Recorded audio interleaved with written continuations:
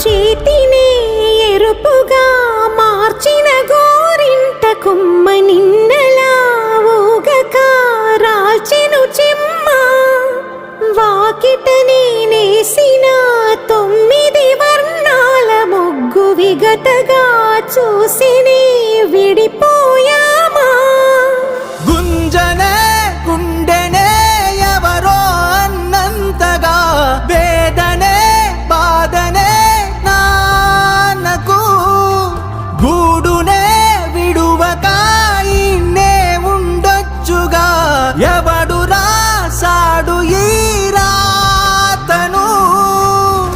ముక్కుతో